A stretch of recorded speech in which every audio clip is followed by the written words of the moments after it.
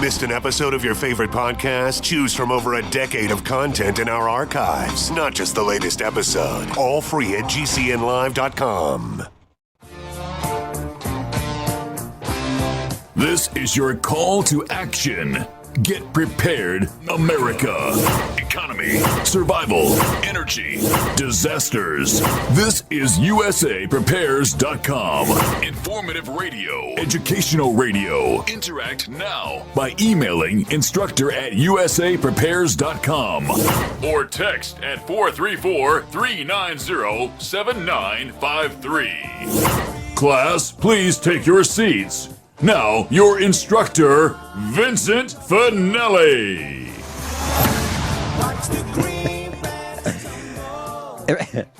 Everyone all set, cocked, locked, blissed? Dr. Shealy, are you blissed? I am blessed.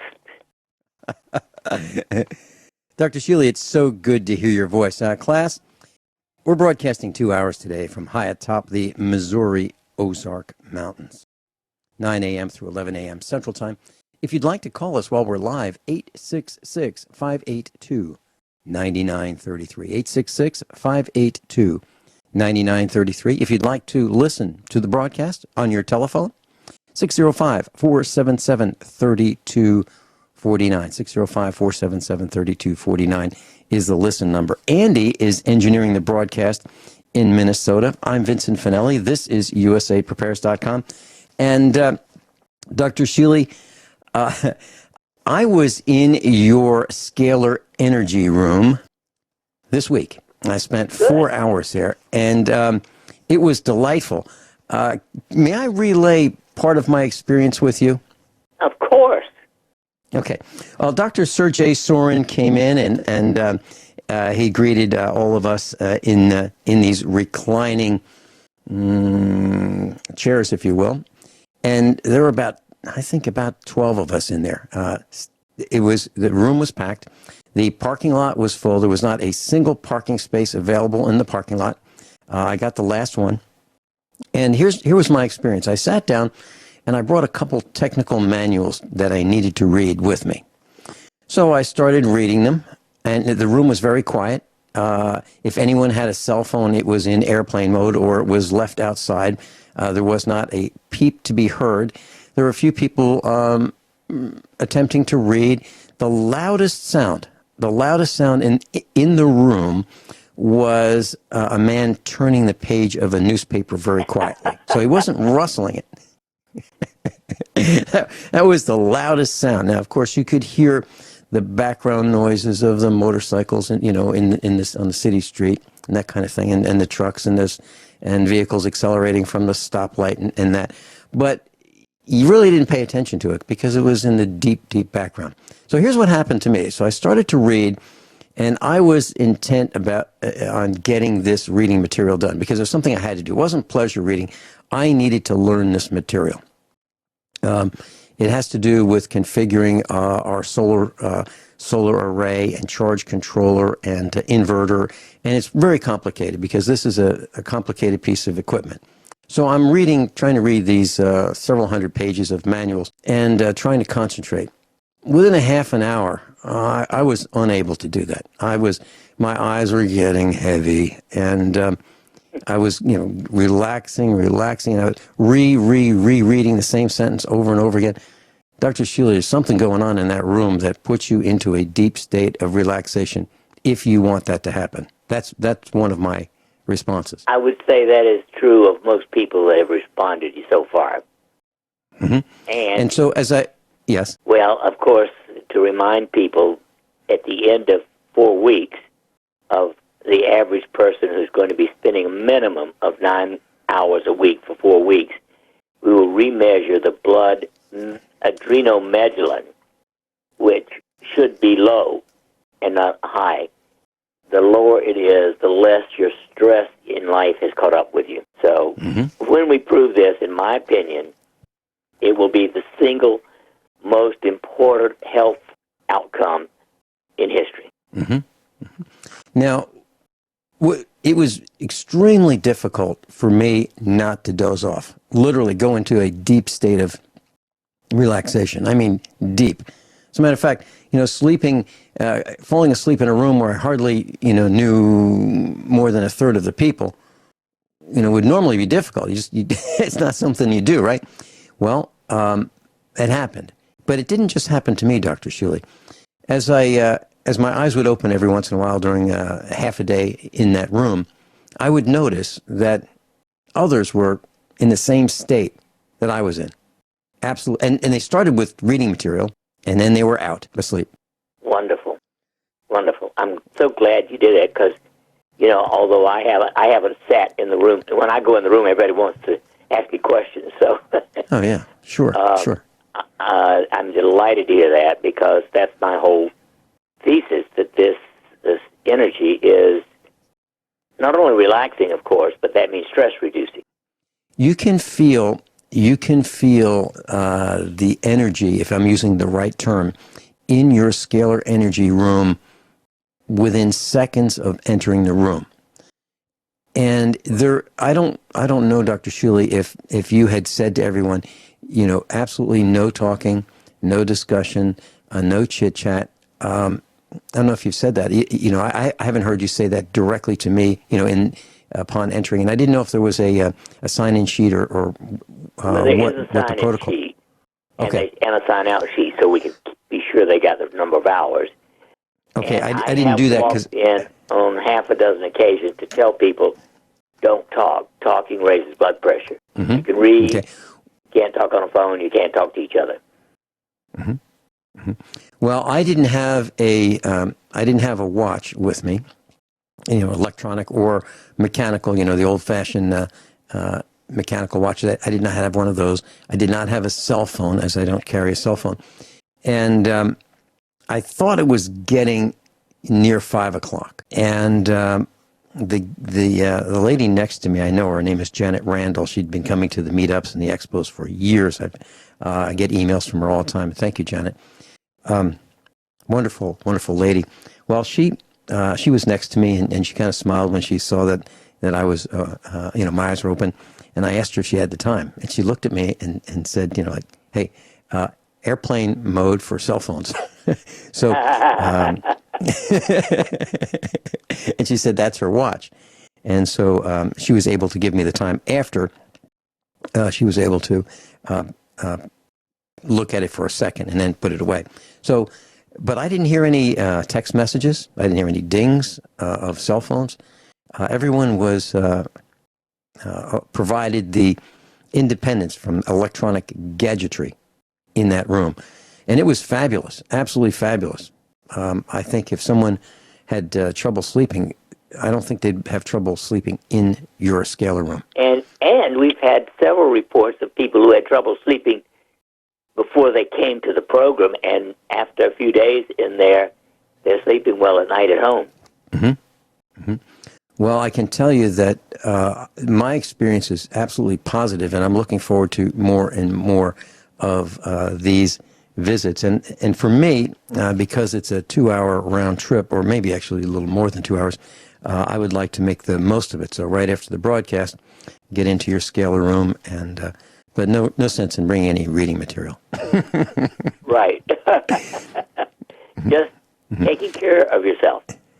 And yes, it's worth thinking about, Vince. I think today's world is sort of like being on a treadmill or a roller coaster. That is, if you pay attention to the world around you, it is hard not to get taken into the hustle and bustle. There's so much of it. Every moment of every day filled with push for this, push for that, and do this and do that. I mean, of course, it's one of the reasons, my newsletter of today was why I don't watch television. And it showed, it reported on an article that showed that the more hours people watch television, the greater the risk of dying from all major diseases. Doesn't surprise me, but it's a scientific study that shows whether or not it's the television or the couch potato. It has not been determined. But we do know that watching television, the more hours you watch, the greater the risk of dying. That's simple. And Dr. Shealy, applying your experience to what you just said about watching television increases your risk of dying, would you think that it's because of the sedentary lifestyle, the lack of circulation for those hour upon hours of sitting or reclining, watching, being mesmerized and then hitting the remote and only getting up if one has to go to the bathroom or getting potato chips or some fizzy drink? Well, I'd love to see them distinguish between the kinds of programs people watch, although I don't think you could find 40 hours a week of good television. And the average American spends 40 hours. Now, that means they are highly inactive for virtually 6 hours a day. And I think that has to be the major part of it. But to me, watching garbage, if you will, which is 90% of television, also would be bad for your health. No disagreement from me, Dr. Shealy, and I'm thinking most people would say if they had a job in today's environment, a stressful job that lasted 40 hours per week, they might say, "Boy, I'm just exhausted. I work 40 hours a week. I need some time off." But subjecting himself or herself to 40 hours of programming, brainwashing, commercials, nonstop commercials, nonstop selling, nonstop infomercials, nonstop, these television shows use the programming to sell products. They used to use actors and compensate them for smoking cigarettes. Ford used to provide vehicles on television shows to let people know that really a Ford is a great way to go, and you too can be living the high life if you have a Ford or a Lincoln, or even Mercedes-Benz is providing vehicles for some of the shows, like Blacklist. And it even says Mercedes, vehicle provided by Mercedes-Benz in Blacklist. So we're being programmed to think certain ways by watching television. And we'll be right back, right after these few short commercial announcements. Dr. Norm Shealy is with us, normshealy.com, NORMSHEALY.com. Dr. Shealy is a medical doctor, PhD ×3, Surgeon of the Year, author of well over 30 books, broadcaster for decades on a radio station here in Springfield and other radio networks. Dr. Shealy, we've got Werner Bach on with us in New Brunswick, Canada. Werner, welcome. Good morning, Vincent, and good morning to Dr. Shealy, your guest. Yes, Welcome, good to hear you. Please speak up, Werner, if you can. Yeah, okay. I was thinking about, before the break, you were talking about the energy room, and then about the watching 40 hours a week of television shortens your lifespan. And isn't that interesting that you're comparing watching television with true relaxation? Could it have something to do with maybe the electrostatic that's building up in the room? Well, the electrostatic building of a room is called scalar energy, which is totally different from what you would get from a television. Television is standard 60-cycle electromagnetic pollution. Dr. Shealy, I think he's talking about... is exactly the opposite. I think he's talking about the electrostatic energy coming from a cathode ray tube. Is that correct, Werner? Well, as I say, I'm basically a newcomer to that field, but I reason our bodies and our body functions, they rely on electrochemical exchanges. Yes. And anything that interferes with that can bring on trouble.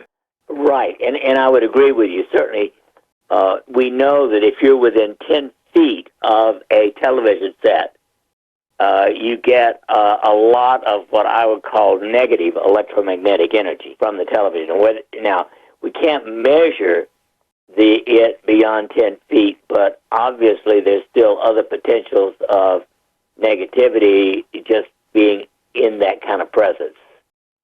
That basically, as I say, electromagnetic interference that that interferes with the normal functioning of the body. Yes, I think so. That's television. Maybe not quite as bad as dumb phones, but bad. I've encountered something about 2.5 weeks ago. I stepped onto the floor of the bathroom, and it's a tiled floor, and I was in my socks. And suddenly a sharp, like an electric current, shot through the soles of my feet, and within 2 hours, I developed big bulging veins in my lower legs. Wow. Not just only the veins, but arteries too. The blue ones and the red one. And that is very painful ever since. That is interesting. Now, see if you can find anyone in your area who has what's called a pulse electromagnetic field therapy device, PEMF. Yeah. There is a kind of therapeutic electrical energy that we have found very useful. For instance, yesterday, I had a woman here who has frequent attacks of very rapid heartbeat. And she had I think an hour on our PEMF device, and it was the best day she's had in months. As I say, I resorted of going to the hospital. And it's basically a useless trip. They haven't got a clue. No, and, I agree. The average conventional medicine would not know anything. Pulse electromagnetic field therapy is unlikely to be found at a hospital or in the average physician's even knowledge, let alone use. I'd encountered something similar about 30 years ago. It was by the beginning of the winter. Oh, here comes the break. Yeah, Werner, hold on through the break, please. And and Mary in Texas, you're up next after Werner Bach, so please stay with us and we'll get to you. Dr. Norm Shealy is with us, normshealy.com. Class, calls are starting to stack up on the call screen here, and we've got several callers waiting. Werner, is there a question you'd like to share or ask Dr. Shealy about your medical condition? Maybe he could help you. Well, I just would like to give a short background there. What I started up there in about 30 years ago. By the beginning of the winter, I started working in the yard. And every morning when I stepped out of the house and stepped onto the ground in the yard, there was a sharp pain shooting up my leg, like there was a static electricity coming from the ground. And after several days, I was getting so crippled up, and I figured I wouldn't make it through the winter. So I started, I quit working in the yard in front of the workshop, and I went to the woods. And after about 3 days walking on the spruce needles underneath the trees and so on, all the pain and all the problems with my legs had disappeared. Well, that is a wonderful report. I don't know whether it's possible to do that again, but I would, if it were my body, I would certainly try to get PEMF, pulse electromagnetic field therapy. Yeah, and we know our bodies best, And what I've encountered when I was describing that to any kind of a doctor, it goes in one of their ears and goes out the other ear. I agree. Well, you talk about conventional medicine today and the 7-minute office visit. Werner, let me share something with you and Dr. Shealy, if I may. I remember reading something back in the 1970s or 1980s about farmers who experienced something that might be similar to what you're talking about. And what happened is power lines, the overhead power lines nearby that were running over farms, had an electrical grounding or an electrical problem where they were putting the high voltage into the ground. And what was happening is the cows that were walking on these fields, especially when they got damp, would start dancing around because they would be getting shocked through their hooves. Could that be some of what you're talking about? Well, it is, in a way, it's complicated, but in another way, it's very simple. As I said, all our body functions, they are electrochemical processes, and sometimes very specific kind of energy, electrical energy, combined with chemical presence, they can create all kind of health problems. Mm-hmm. Is there anything else that you wanted to share with Dr. Shealy, Werner? As I say, I try to deal with it in try to keep my blood thin to prevent the formation of blood clots, and try to stay away from those kind of influences. And one of the influences is when I'm exposed to nitrogen oxide. They form nitric acid. And nitric acid, when breathed in, it basically passes through the lungs into the bloodstream, and it causes damage, severe damage. Just depends on the extent. It causes severe damage to the blood vessels. Dr. Shealy? He is right. It is part of that chaos that I often talk about in today's world. There is, unless you find a sort of a remote cave or underground retreat of some kind, it's hard to get away from all the contamination. Werner, how about we call you back after top of the hour? And because I've got some other callers on the line that have been waiting a long time. May I do that? Yeah, please. Okay, we'll do that. We'll call you right back after top of the hour. Thanks for being with us. Thank you. Mary in Texas, you're on with Dr. Norman Shealy. Welcome. Hello, Dr. Shealy. Hi. Hi. I am 75 years old, and recently I have begun having frequent near anaphylactic and anaphylactic reactions, and I have been diagnosed with mast cell activation syndrome. As a result of that, I have had to stop my heart protocol, which was a number of standard process products, and my Lyme disease herbal treatments. I have had my 23andMe testing done, DNA testing done, and I am homozygous for DAO, the enzyme that breaks down histamine. But beyond that, I don't know what to do. My life is a misery. Both because you have what I call electromagnetic dysthymia.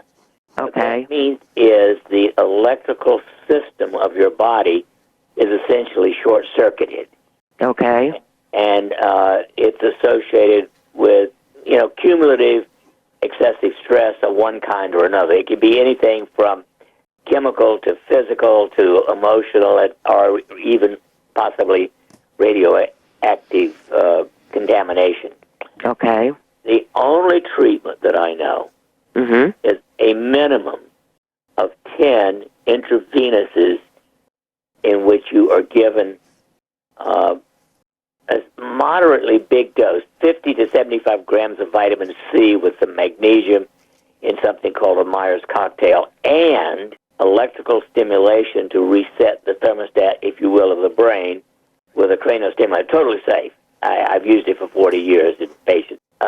Those are the two big things that can, over a period of 6 to 8 weeks, help people recover from this kind of problem. Okay. Well, I'm willing to try anything because... Where do you live? In 60 miles north of Dallas in Sanger, Texas. The only physicians who do this kind of thing are holistic. Don't look for integrative, because integrative is piecemeal. It's like the Blue Plate Special. If you can find on the internet any holistic MD, maybe DO, in that area, they would know what I'm talking about. Now, isn't that cranial stimulator available? It is called the Fisher-Wallace. Oh, right. I remember hearing you because I listen to you often. Yeah. And you can get that yourself, can't you? It requires a prescription. Okay. I am willing to write a prescription for anybody for it, Okay. Because I think it ought to be over the counter. But Okay. remember, using it alone without the intravenous C may not do the job. Okay. Well, I happen to know somewhere here where I can get the C. Oh, wonderful. If you can get C and magnesium and then this Fisher Wallace, please do it and send me a report after you finish that. Okay. Well, now, so your website has information about the Fisher Wallace, doesn't it? Yes, it does. Okay. Well, I'll just go there. I think we list them and say you have to have a prescription from me. So if you wish to order one through us, just send me an email and I'll just send you the prescription by email. All right. Great. Thank you so much. Mary. Hey, thanks for Mary, calling. Before you go, Mary, I have a question for you. Yes. Did you say that you have arrhythmia? I did, yes, and it was becoming a very bad problem. It may have been Lyme carditis, but I went on Dr. Bruce West's standard process protocol years ago, and that has controlled it, but now I can no longer take that because when I do, I have an anaphylactic reaction to it. So this has harmed me in two ways. First, by just the symptoms, and second, by the fact that I have had to go off all my other protocols. I was taking Norm Shealy's products, the youth formula. I can't take that anymore. So this is just a bad thing. Dr. Shealy. By the way, for the first IV on someone like you, I would even start with just 10 grams of vitamin C, the second one 25, and then, assuming you tolerate that, going up. Okay. Well, I know a nurse practitioner who does those, so I can get them. Good. And you're talking about an IV Myers cocktail, is that correct, Right. Dr. Shealy? Yes. Yes. Okay. Mary, let me share this with you and Dr. Shealy. Over the last few days, I have received a number of phone calls from people who are associated with this broadcast, either listeners or instructors, who have said that they are experiencing arrhythmia, and this is new to them. And I'm wondering if there's something going on, like, as Dr. Shealy is saying, chemicals in the sky, this nonstop spraying that had been going on for 6 months over our farm and over other areas. I mean, the people who are experiencing this have seen these chemtrails nonstop. Dr. Shealy, is there a possibility that we have been poisoned deliberately? Well, I believe so. Actually, I think we're being poisoned purposefully, not only with chemicals like that, but either with electrical stuff. Mm-hmm, mm-hmm. Mary, I want to tell you, without mentioning any names, that you are absolutely not the only one experiencing these kind of symptoms, and including anaphylactic shock from things that would not normally be causing anaphylactic shock. Mm-hmm. And would you describe for us, Mary, what you mean by anaphylactic shock? Well, in me, I have I hear the music. Is it your throat closing up? Is it your the first inability thing that to breathe? happens is that my face turns beet red, flushes, swells, my lips swell, my eyes swell closed. I develop hives all over my body. Okay. I'm burning Mary, hot. do you want to hold that thought? Mary, hold that thought until we come back from the break, please. We've got Sharon on hold in Montana. We'll be with you in a few moments, Sharon. Mary in Texas, you were talking about anaphylactic shock and the symptoms. You're not the only one. I know this for a fact. You're not the only one. Can you please share with us the symptoms that you've experienced? Well, the attacks usually start with face swelling and turning beet red. My lips swell, my eyes swell. My body, my trunk is covered with hives. I'm burning hot, dizzy. My throat starts to swell shut. But of course, the moment that I perceive these symptoms, I'm starting to take quercetin and huge amounts of vitamin C and Claritin and I use the children's melt-away 12.5 milligram Benadryl, allow them to dissolve in your mouth. I'm trying to do anything I can to stop this without having to use an EpiPen. Although I have EpiPens, I would really rather not use them. And before you used the EpiPen, you passed out, I presume. I have never passed out. I did nearly pass out the other night. I came frighteningly close to it, and that episode was what made me realize that you're not going to live long unless you do something about this.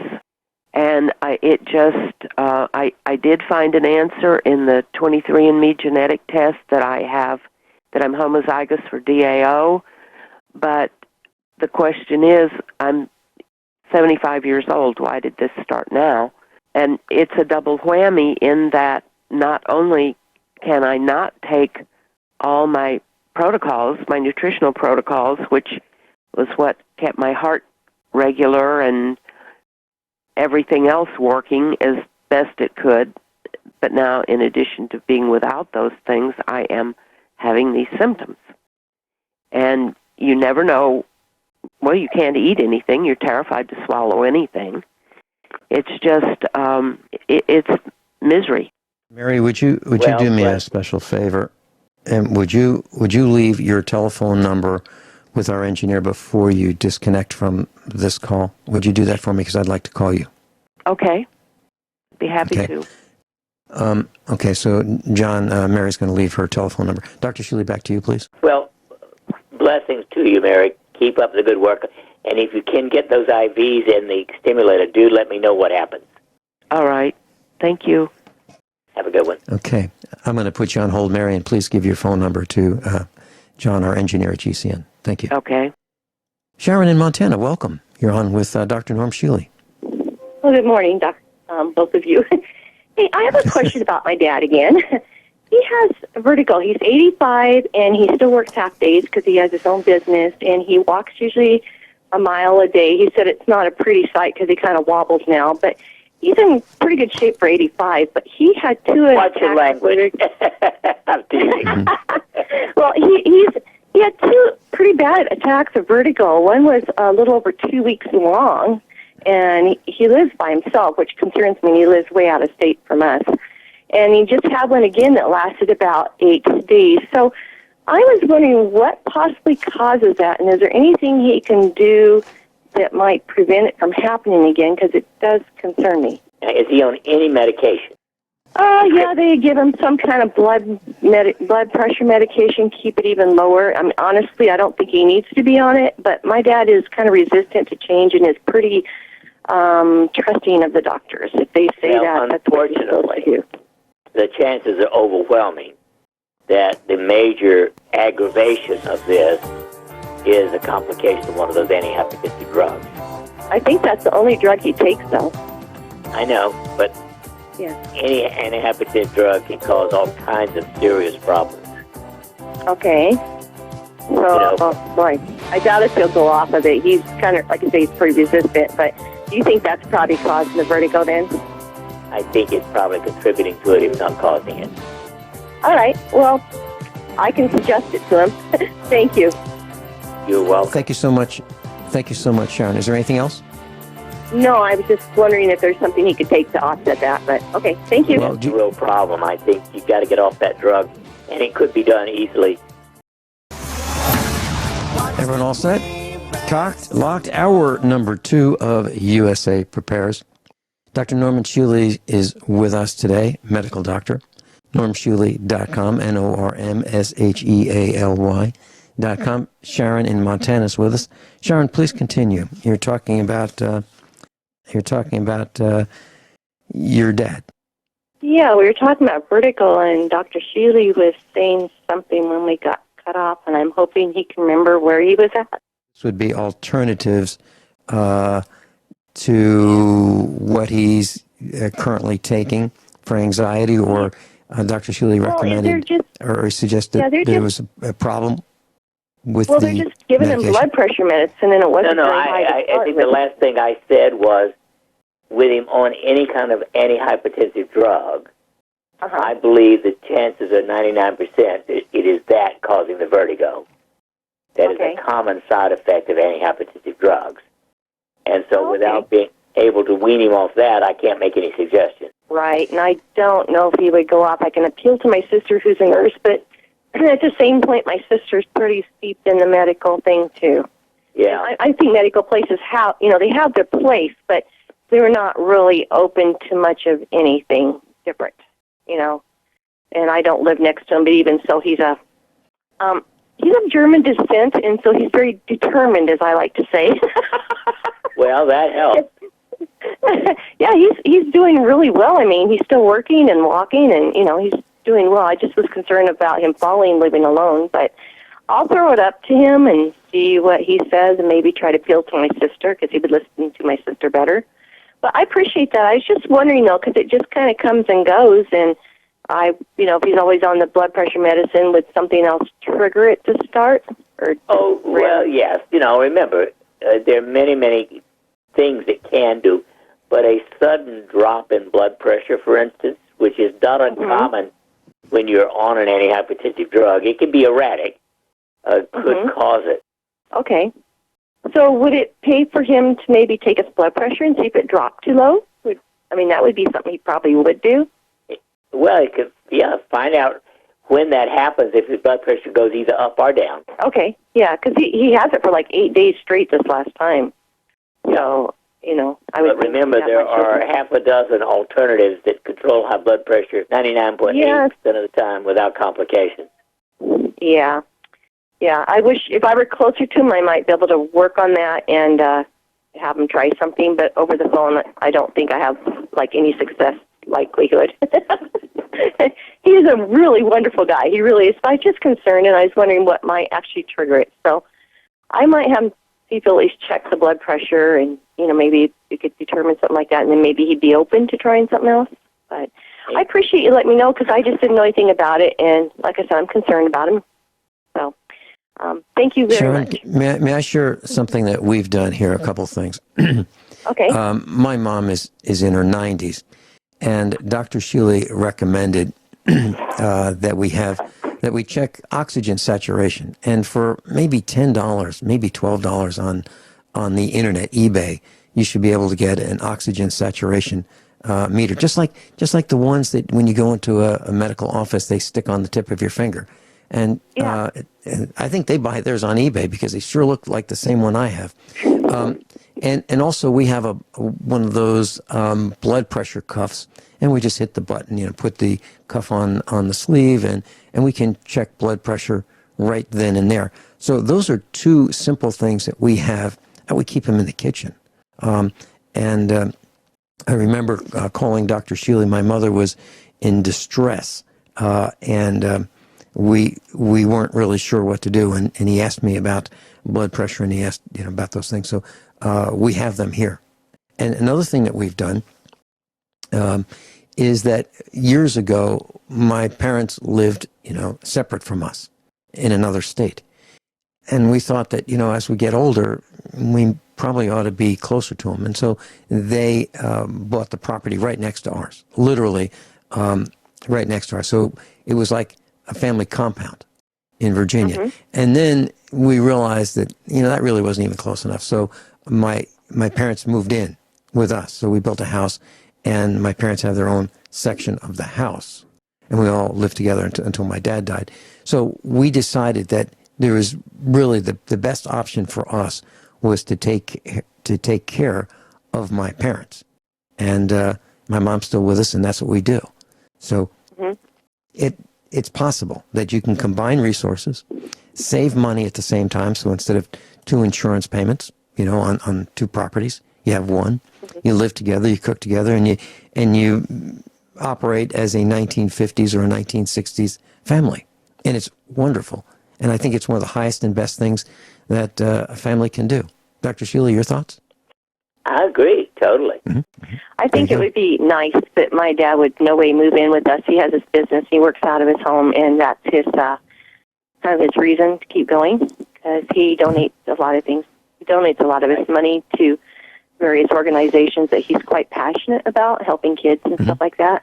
So I'm quite certain he would want to stay in his home till he passed, and he would be doing what he loves until then. But I will see about the oxygen thing. I think he has a blood pressure cuff, and I will talk to my nurse sister to convince him to start checking that. And I think he definitely would do that.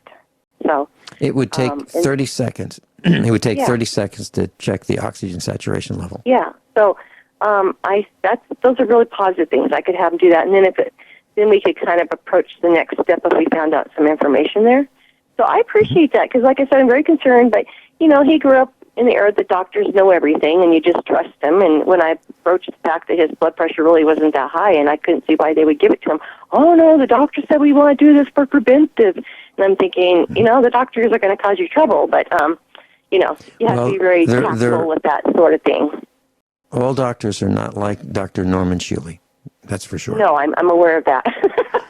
All right, that's all I need. I don't need to tie up your phone. So, okay. Thank you for the call, and I'm looking forward to chatting with your roommate right here, your husband, on Friday. Thank you. Bye-bye. Werner Bach, we're glad you're with us, and I know you were listening to the broadcast while you were on hold. Do you have any other symptoms you'd like to share with Dr. Shealy to see if he can help you with your current challenges? Werner? I think he left. Werner, are you there? Hello? Yeah. Oh, there you are. Would you like to share your current symptoms with Dr. Norman Shealy to see if he can help you get through your current situation? Because you and I have talked about that, if you want to share that on the air. Oh, yeah. I've been trying to stay away from certain influences. When I noticed that this nitrogen oxide is in the air, I noticed that I have breathing pains, and underneath my left armpit it starts hurting, and it extends down into my left wrist. So that means, in other words, I have to basically hightail out of there, wherever that I experience that. But this aggravates the condition with my legs, about the varicose vein. And I understand... Well, again, the only thing I have to suggest is pulsed electromagnetic field therapy. It is, my opinion, one of the safest and best things for a lot of circulatory problems. And as I say, over the years, I've been following those things up, and I used, for example, the vegetation that's around. There are a number of companies that make PEMF devices. I mean, here, even in Springfield, there are at least two places other than our clinic where PEMF is offered. So I think you could find it if you looked up pulsed electromagnetic field therapy in your area. Well, in the meantime, I drink plenty of fluids, and just a normal amount, whatever your weight is. If, let's say, you weigh 150 pounds, then you need about 75 ounces of water a day. Yeah, and basically to flush whatever is causing this and aggravate the condition, to flush it out of the system. Werner, thank you so much for your call. Thank you. And thank you, Dr. Shealy. And thank you, Vincent. You are welcome. You're welcome. Dr. Shealy, during the top of the hour break, I called Mary back, and she called in first hour, and she was talking about anaphylactic shock. And I was very, very interested in what she had to say for many reasons. And it is my opinion that she's not the only person who is experiencing the symptoms that she has experienced. Oh, no, I get a phone call or message about that about once a week. Mm-hmm.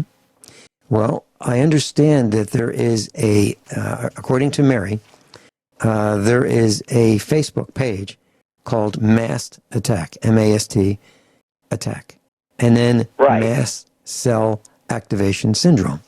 Right.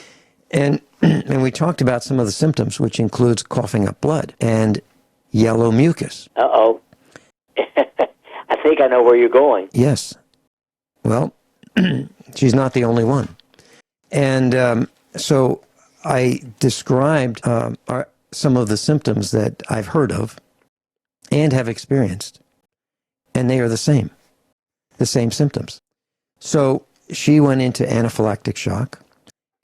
She is, and I looked up some of the symptoms for anaphylaxis, and here they are: trouble breathing, hives or swelling, tightness of the throat, hoarse voice, nausea, vomiting, abdominal pain, diarrhea, dizziness, fainting, low blood pressure, rapid heartbeat, feeling of doom, cardiac arrest.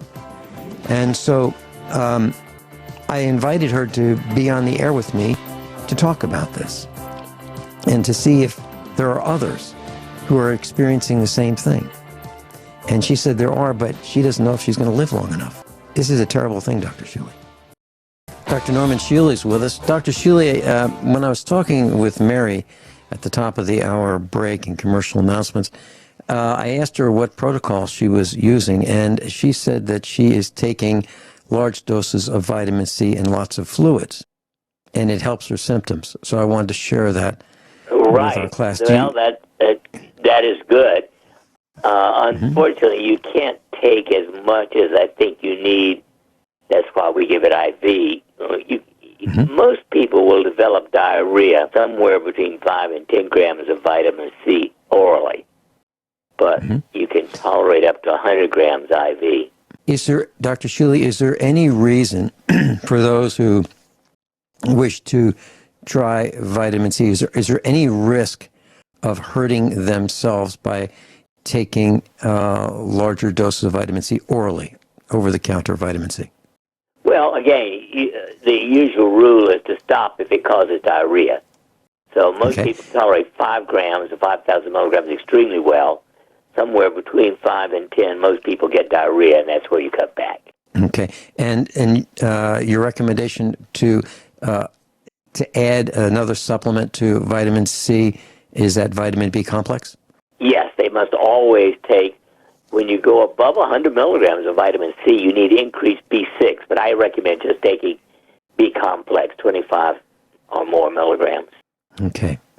All righty. And Dr. Shealy, is there a risk of drinking more than half of your body's weight in ounces of water per day?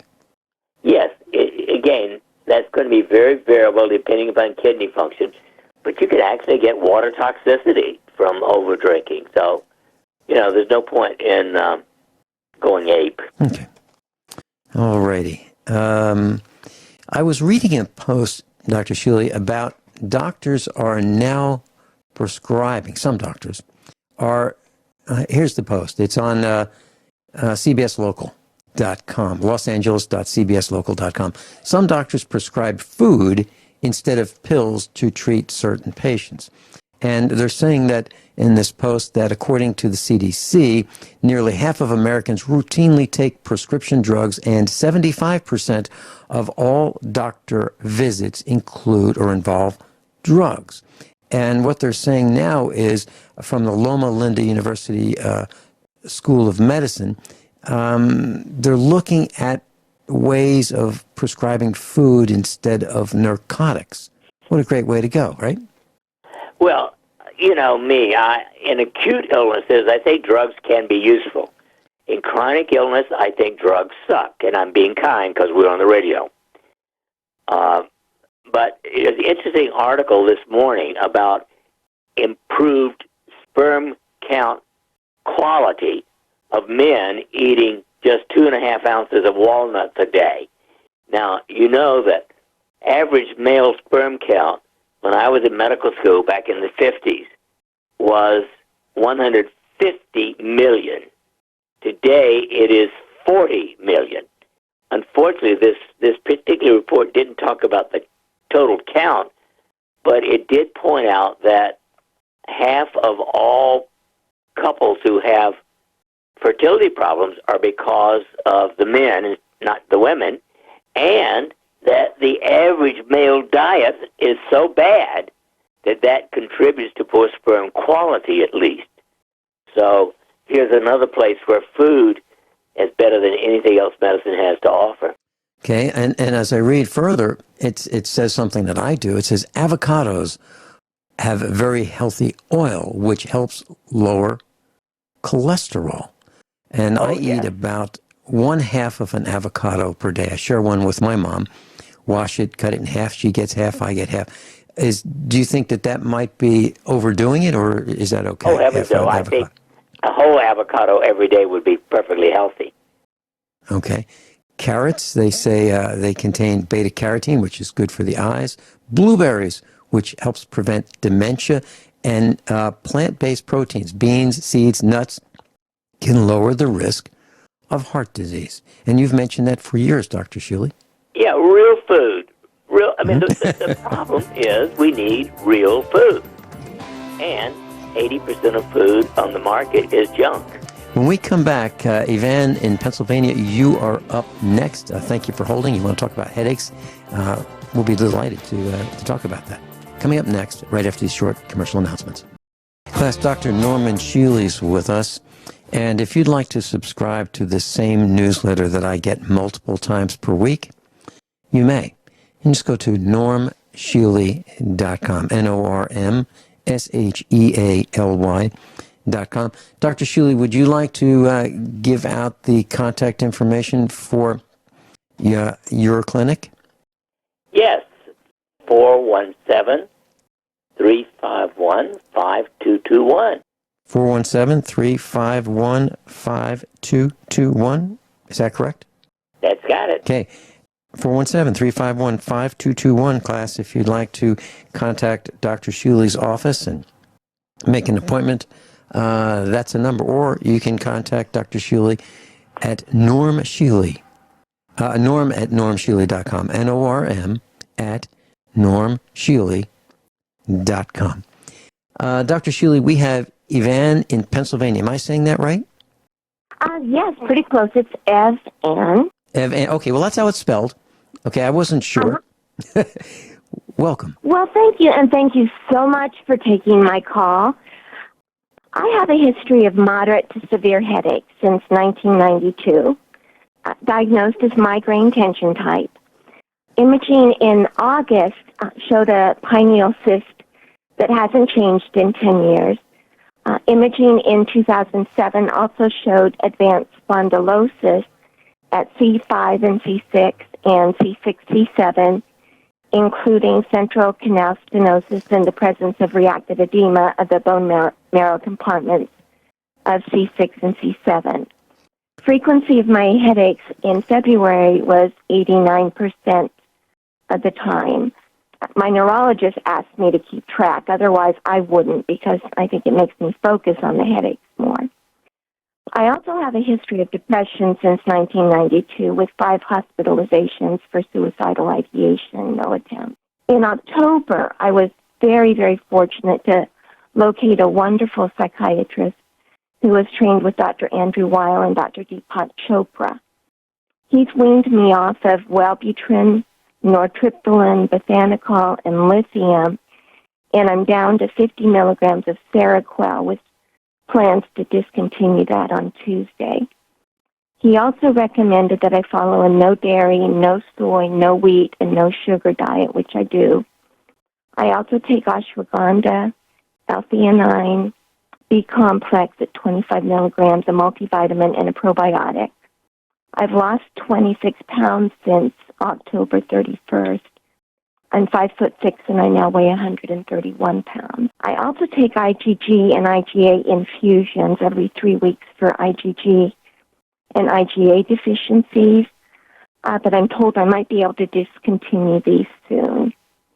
And I'm on Synthroid at 25 milligrams. I hope not 25 milligrams. Micrograms. Micrograms, right? We were just able to decrease those from 50 micrograms. So hopefully the ashwagandha has helped that. I've been using all 5 of your bliss oils daily since mid-February, and I do Kundalini yoga and meditation daily. I'm 2 months into an intensive 9-month spiritual and emotional retreat process. So I'm going through intensive physical, mental, emotional, and spiritual changes. My neurologist is having me take Topamax daily. I was taking 100 milligrams twice a day. But last Tuesday, I emailed her and requested to discontinue it after taking a fall and being discouraged by the high frequency of the headache. She recommended decreasing the dose but not discontinuing. I emailed her back, and stated that I could see no reason to continue ingesting something potentially toxic for no benefit. So I can't understand her now, Vince. Can you? Right. Yes, Dr. Shealy, she said that she sees no reason to continue ingesting something that's toxic, and she wants to discontinue what her doctor had recommended. And what was that exactly again, Yvonne? Topamax. Yeah, that's what I thought. Okay. And so I'm scheduled for a third trial of Botox actually on March 8th, so I'll be seeing the neurologist then. I've wanted for many years to come to your clinic, Dr. Shealy. I live in Pennsylvania. I finally have the resources to do it, so I'm wondering if I'm a good candidate to come out. Well, yes. Please do not get more Botox. I consider that one of the most stupid treatments that's ever been done. It often does give temporary relief, and it often increases the problem later. Rebound from nerve damage. And in fact, the only thing I could suggest to someone like you is an intensive, 40-hour minimum, preferably 80-hour of intensive work, 9 to 5 days a week for 2 weeks, because you really need that kind of rule out everything safe and get rid of all the stuff that's not safe. I would say you're a very good candidate for that kind of intensive work. And I don't know anything else that will work. Obviously, if you were to come, I would want to see all your x-rays, especially those cervical spine things. Okay. And I'd be happy to talk further with you, off the air, if you'd like to discuss coming for an intensive. Great. That's what I would like to do. Sure. Just call 351 417-351-5221 and tell them we talked, and they'll set up an appointment with you to talk to you on the phone at no charge. Very good. I appreciate that very, very much. Great. Well, thank you for calling. Thank you so much. It's been a pleasure, and you are just so wonderful. I really, really appreciate all the work that you do. Well, thank you, and I look forward to talking further with you. Thank you so much. Looks like we're going to see you in Springfield, Missouri. Thank you, Yvonne. Thank you. Wow, Dr. Shealy. Vince, it's worth mentioning, in these complex situations, almost all conventional therapy is what I call piecemeal. It's not even a blue plate special. And you just can't do it with drugs. Drugs are the worst thing in the world for people like her. They never work well long term. And some people just need total retraining of the nervous system, and that's what we've specialized in for the last 46 years. Dr. Shealy, is some of what you're thinking about using the scalar room for her as well? Oh, of course. You bet. That is definitely going to become a major part, or has become a major part of our intensive work. The nice thing about it is we can do all kinds of other things while they're sitting in the scalar room. Well, I'll tell you what, it is dramatic, the effects that I saw. And, we'll continue talking about, the updates that you're finding with the scalar room. Is there anything that you'd like to share with us before we continue with some of the thoughts that I had? No, let's go for it. Okay. There's an article that I was reading about bowel cancer, Dr. Shealy. And this is mainstream news now. Young people, this is on the Daily Mail, young people are 4 times more likely to develop bowel disease than previous generations due to their diets. That's what's being reported. And here's the rest of it. Bowel cancer has long been associated with older, more sedentary people. But now, 3 in 10 people diagnosed with the disease are under 55 years of age. Experts warn diet and inactivity are driving up the rates globally. So, well, they say that they... Go ahead. You know, junk food. 80% of all the food consumed in the United States is pure junk. Junk, junk, junk. That means 100% of everything at all fast food restaurants. All. I wouldn't drink water in a fast food restaurant. Mm-hmm. And 60% of what's in the average grocery store is just junk. Now, if you eat junk, well, you're going to damage your body and your mind. Well, it's clear that it's happening, Dr. Shealy. And here's another post on the Daily Mail. This is unbelievable. And it's titled, "Are You Food Illiterate?" 37 million Brits fail to eat their 5 a day while some, which is 9%, believe that turkey constitutes fruit and vegetable intake. Let me just give you the rest of this. You can't fix stupid. I mean, no. That is and it says new research. New research reveals that many of us aren't eating 5 fruit and vegetables a day. Nearly 50% of the population have days without any fruit at all, the survey found. And shockingly, some 9% of those polled believe that both turkey and tuna are fruits. Well, how do you respond to that? You know it's what impossible. The average intake is in this country of fruits and vegetables? 2.2 servings a day instead of 5. Not even half of the recommended daily intake. Let me go out here on a limb, Dr. Shealy. How do you feel about pistachios? Well, they're great. They're a great nut. Now, they're pretty. All nuts are good. Okay, they're pretty. Okay, but those are soaked in salt, most of them. Is that still okay? Oh, yeah. I think the amount of, unless they're saltier than ones I've tasted, most pistachios taste excellent to me. And a little bit of salt is okay. There you go.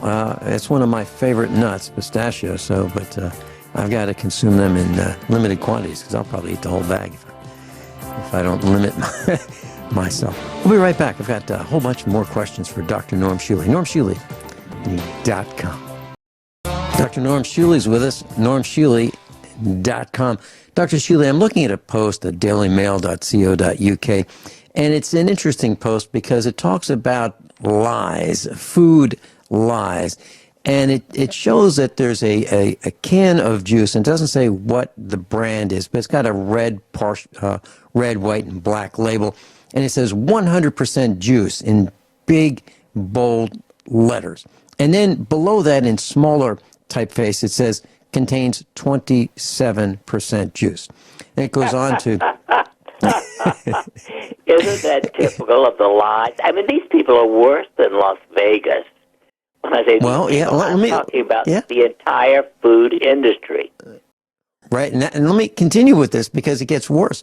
And then there's this package of chocolate, and the chocolate comes in a cardboard package with a plastic liner inside that contains the chocolate bar.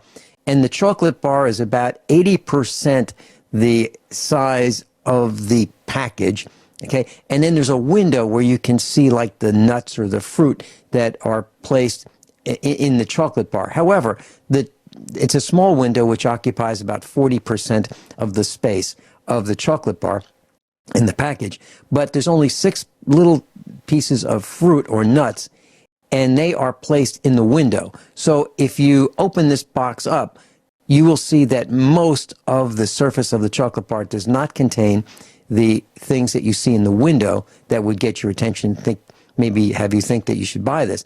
What I'm saying is they cleverly placed these nuts or fruit in the window for you to see. There's another one that says gluten-free chocolate chip cookie. And then below it says in smaller letters, this product contains gluten. Then if you go on, you'll see... Well, and there's a reason why I'm mentioning this. There's a medical reason. Then there's 2 cans of Campbell's soup, and they're exactly the same size. And one of them says in a yellow banner, 30% bigger. The one right next to it in the same size banner says 40% bigger, but they're identical. The next one shows an Arizona tea, okay? A can of Arizona beverage, okay? And it says Arizona, an American company with a U.S. Flag. And then below that, it says product of Canada. Now, and then there's a Kellogg's, 2 scoops of Raisin Bran. And then they show it's got less than 1 scoop of raisins. And then there's a pepperoni pizza, and it has a window where you can see about half of the pizza.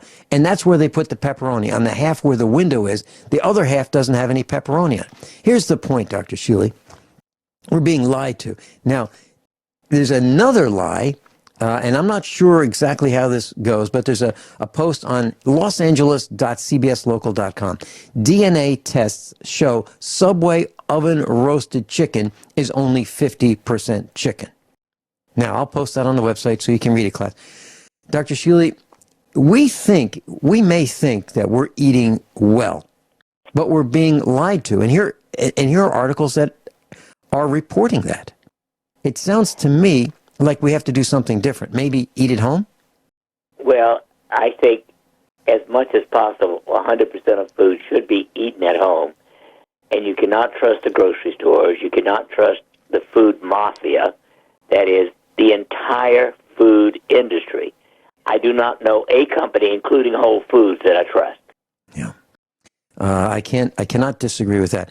And Dr. Shealy, have you heard of Jewish penicillin, the term Jewish penicillin, chicken soup?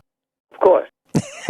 What is it? What is it about chicken soup that seems to fix up, when we feel lousy and cold and flu symptoms? Do we know what it is? I think it's the real amino acid that you get. The meat is pre-digested to some extent, and some of the amino acids are in the juice. And, of course, it's going to have at least celery, and it's usually going to have rosemary and some other seasonings that are beneficial health-wise. Okay. Last thing very quickly, lithium orotate update. You have recommended that. My mom is on it. I got to tell you, she is reading books like crazy. She's going for walks more than ever before. Maybe we ought to back off. I think 100% of adults and most children should be on it. And how much do you recommend, Dr. Shealy, for Well, for a child, anywhere from 5 milligrams up to 15. For adults, 15 or 20 milligrams. There you go. Dr. Shealy, thank you so much for being with us in class. That was My Dr. pleasure, Norm as Shealy. always. Have a good one.